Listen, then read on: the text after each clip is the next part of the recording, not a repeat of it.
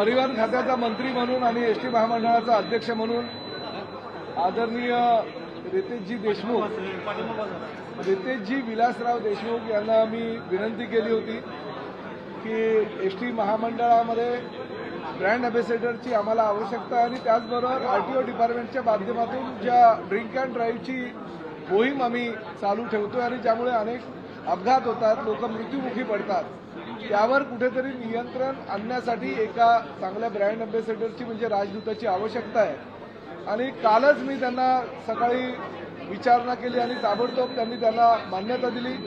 आज मंत्रिमंडळाची बैठक संपल्यानंतर माननीय मुख्यमंत्री श्री देवेंद्रजी फडणवीस, उपमुख्यमंत्री श्री एकनाथ शिंदे साहेब आणि मंत्रिमंडळातील आमचे सर्व सहकाऱ्यांच्या उपस्थितीमध्ये त्यांची ब्रँड अँबॅसेडर म्हणून नियुक्ती करण्यात आलेली आहे।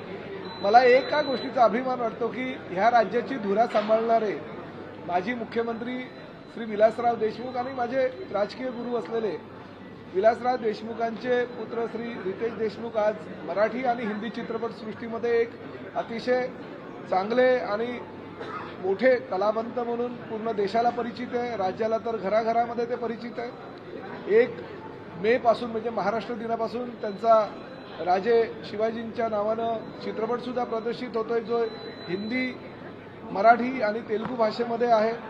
आज अशा मोठ्या कलाकाराला घेऊन मी एसटी महामंडळाचा अध्यक्ष या नात्याने त्यांना जर ब्रँड अँबॅसेडर म्हणून त्यांची नियुक्ती केली असेल किंवा ड्रिंक अँड ड्राईव्हच्या आरटीओच्या नियमावलीमध्ये सहकार्य करण्यासाठी जर त्यांचा वापर करून जनजागृतीचा एक वेगळा पायंडा पाडण्याचा प्रयत्न आम्ही जो करतोय, त्याला जर त्यांनी एवढ्या मोठ्या प्रमाणात प्रतिसाद दिला असेल तर निश्चितपणे मी त्यांचा मनापासून आभार मानणं माझं कर्तव्य समजतो।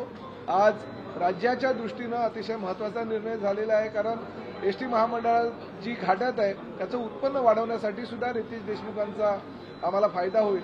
एसटी महामंडळाचे जे नवीन नवीन उपक्रम आहेत जे आम्ही लोकांपर्यंत पोहोचवतो, ते उपक्रम रितेशजी देशमुख आणि त्यांची पत्नी यांच्या माध्यमातून आम्ही घराघरामध्ये ते पोहोचवणार आहोत।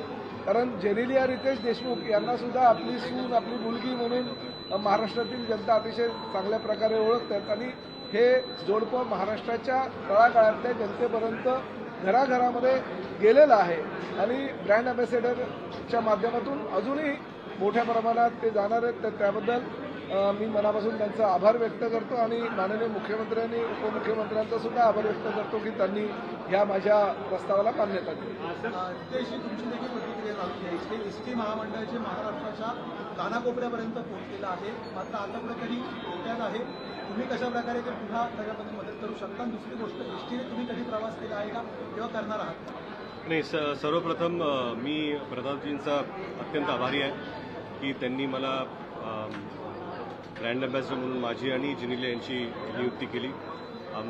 एसटी खरं म्हणजे मी लहानपणी वडिलांवर प्रवास केलेला आहे। माझ्या वडिलांचा जास्तीत जास्त प्रवास हा एसटीने झालेला आहे। परिवहन खातं पण त्यांनी सांभाळलेलं आहे आणि कुठेतरी जाऊन मला वाटतं की जी एसटी ही माझ्या लहानपणीचा एक हिस्सा होती, त्याच एसटीचं कुठेतरी मी आज ब्रँड अँबॅसेडर म्हणून नियुक्त झालो, याचा मला अभिमान आहे।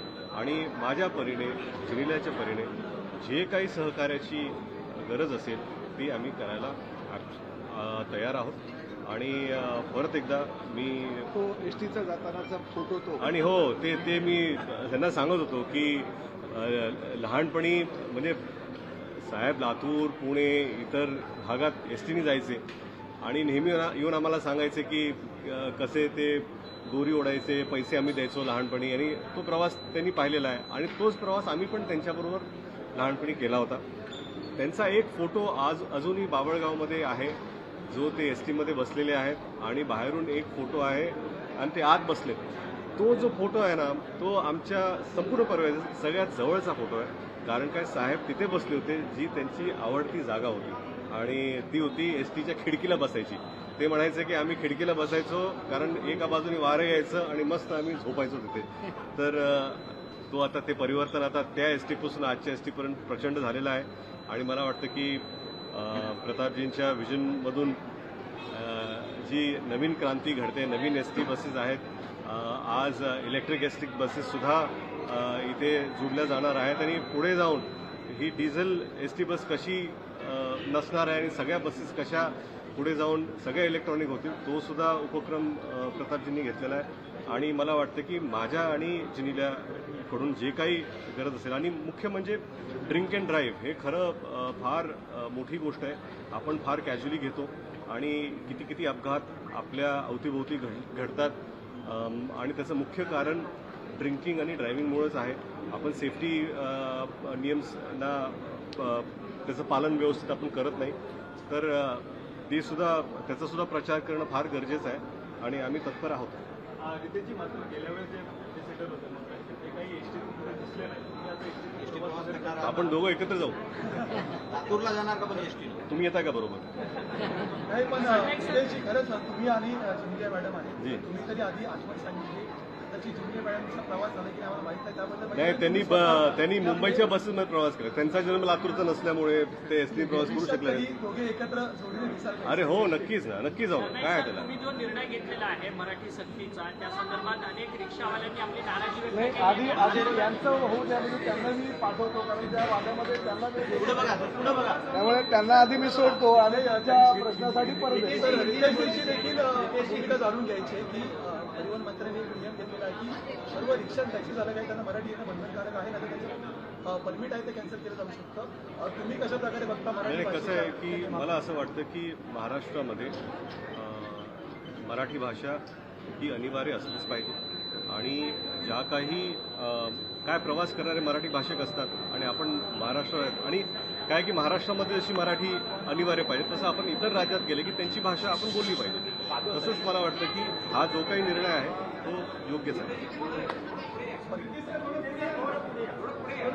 हिंदीमध्ये अच्छा मैं हिंदी में सबसे पहले एसटी स्टेट ट्रांसपोर्ट महामंडल का मुझे ब्रांड एम्बेसडर बनाया गया है. ये मेरे लिए बहुत बड़ी बात है क्योंकि एसटी बसेस से मेरे पिताजी बहुत सफ़र करते थे और उनका जो भी ट्रैवल था उन्होंने हमें बताया था और एसटी से मैंने भी बहुत बार उनके साथ बचपन में सफ़र मैं कर चुका हूँ. आज जाकर उसका मुझे ब्रांड एम्बेसडर बनाया गया है. ये मेरे लिए और जिले की बहुत बड़ी बात है और हमारी ओर से जो कुछ भी